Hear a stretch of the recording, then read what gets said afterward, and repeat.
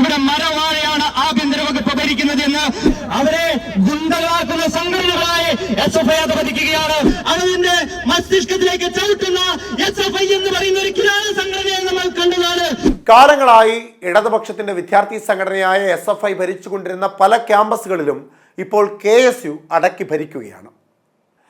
അതിന്റെ പ്രധാന കാരണം SFI വിദ്യാർത്ഥി നേതാക്കന്മാരെ സൃഷ്ടിക്കുകയല്ല, പകരം ആക്രമണങ്ങൾ അഴിച്ചുവിടുകയാണെന്നും അക്രമകാരികളെ ഉണ്ടാക്കുകയാണെന്നും എന്ന തരത്തിലേക്കുള്ള ഒരു പരാമർശം കഴിഞ്ഞ ദിവസം ഒരു സമരമുഖം ഉദ്ഘാടനം ചെയ്യുന്ന വേളയിൽ KSUവിന്റെ സംസ്ഥാന അധ്യക്ഷനായ അലോഷി സേവ്യർ പറയുകയുണ്ടായി. അദ്ദേഹത്തിന്റെ വാക്കുകൾ കേൾക്കാം. കേരളത്തിലെ ക്യാമ്പസുകളിൽ സമാധാനം പുലരേണ്ടതില്ല എന്ന SFIയുടെ തീരുമാനപ്രകാരം കഴിഞ്ഞ കുറേയേറെ നാളുകളായി കേരളത്തിലെ ക്യാമ്പസുകളിൽ ഉണ്ടാകുന്ന അക്രമ സംഭവങ്ങളെല്ലാം നമുക്ക് മുൻപിലുണ്ട്.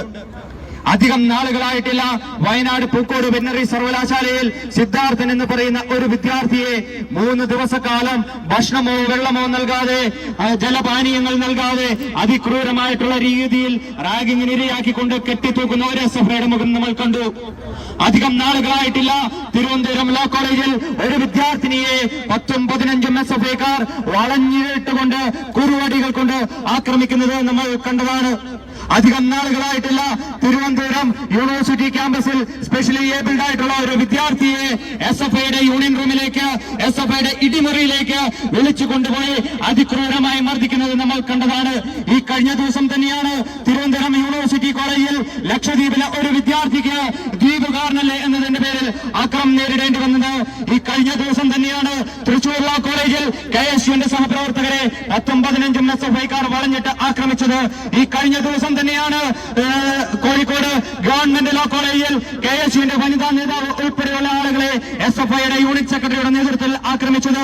കഴിഞ്ഞ ദിവസം തന്നെയാണ് കുട്ടനാട് കൊച്ചിൻ യൂണിവേഴ്സിറ്റി ക്യാമ്പസിൽ പുളിങ്കുന്നത്തുള്ള ക്യാമ്പസിൽ KSUവിന്റെ ജില്ലാ സെക്രട്ടറി ഷാരോൺ ടിറ്റോയെ SFIയുടെ ജില്ലാ സെക്രട്ടറിയുടെ നേതൃത്വത്തിൽ ആക്രമിക്കുന്നത്.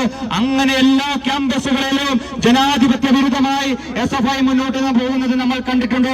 എന്തുകൊണ്ടാണ് ഈ പറയുന്ന ഇരകളായി വിലപ്പെടുന്ന ഈ വിദ്യാർത്ഥികൾ എന്തുകൊണ്ടാണ് ഇത്തരത്തിൽ ആക്രമണങ്ങൾ നേരിടേണ്ടതെന്ന് ചോദിച്ചാൽ അതിന് ഒരൊറ്റ മറുപടിയേ ഉള്ളൂ.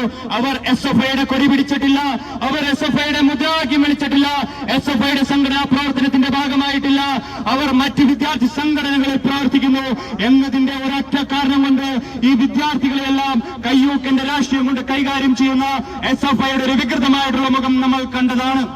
ഇത്തരത്തിൽ പല ആക്രമണങ്ങളും SFIയുടെ നേതൃത്വത്തിൽ നടക്കുമ്പോഴും KSUവിന്റെ വിദ്യാർത്ഥി പ്രവർത്തകരെയും വിദ്യാർത്ഥി നേതാക്കന്മാരെയും അറസ്റ്റ് ചെയ്യുകയാണ് പോലീസ് ചെയ്യുന്നത്.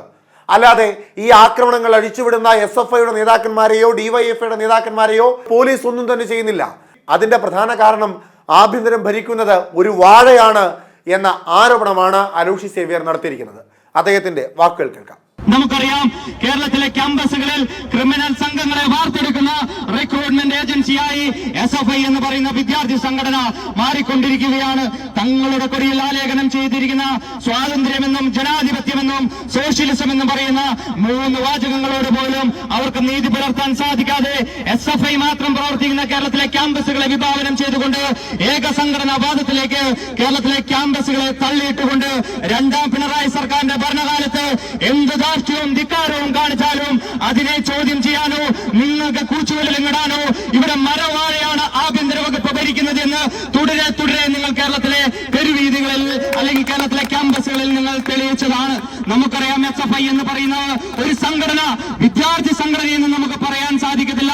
തങ്ങളുടെ സംഘടനയിൽ അംഗത്വമെടുത്ത് പ്രവർത്തനം ആരംഭിക്കുന്ന മുഴുവൻ വിദ്യാർത്ഥികളുടെ മസ്തിഷ്കത്തിലേക്കും കലാപത്തിന്റെയും കാലുഷ്യത്തിന്റെയും വെറുപ്പിന്റെയും വിദ്വേഷത്തിന്റെയും വിഷവിത്തുകൾ പാകിക്കൊണ്ട് കേരളത്തിലെ ക്യാമ്പസുകളിൽ SFIയുടെ സംഘടനാ പ്രവർത്തനം ആരംഭിക്കുന്ന വിദ്യാർത്ഥികളെ വിഷലിപ്തമായിട്ടുള്ള ഒരു സാഹചര്യത്തിലേക്ക് തള്ളിയിട്ടുകൊണ്ട് അവിടെ വിദ്യാർത്ഥികളുടെ മസ്തിഷ്കത്തിലേക്ക് ഇത്തരത്തിലുള്ള വിഷവിത്തുകൾ പാകിക്കൊണ്ട് അവരെ ഗുണ്ടകളാക്കുന്ന സംഘടനകളായി SFI അധപതിക്കുകയാണ്. SFI എന്ന് പറയുന്ന ഒരു സംഘടനയെ വിദ്യാർത്ഥി സംഘടനയെന്ന് നമുക്ക് വിളിക്കാൻ സാധിക്കില്ല. ക്രിമിനൽ സംഘടനയായ ഗുണ്ടാ സംഘടനയായ SFI ആണ് കേരളത്തിലെ ക്യാമ്പസുകളിൽ കാണുന്നത്.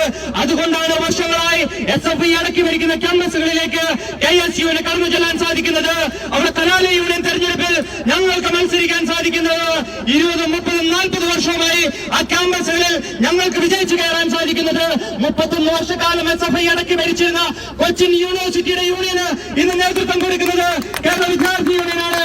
കേരളത്തിലെ ഏറ്റവും വലിയ സർവകലാശാലയായ കാലിക്കറ്റ് യൂണിവേഴ്സിറ്റിയുടെ തലപ്പത്തിരിക്കുന്നത് കേരള വിദ്യാർത്ഥി യൂണിയൻ ഉൾപ്പെടെ ഉള്ള മുന്നണിയാണ്. അങ്ങനെ കേരളത്തിലെ ക്യാമ്പസുകളിൽ SFIയുടെ ഏകാധിപത്യ പ്രവണതയ്ക്ക് അറുതി വരുത്തിക്കൊണ്ട് KSU മുന്നോട്ട് പോവുകയാണ്.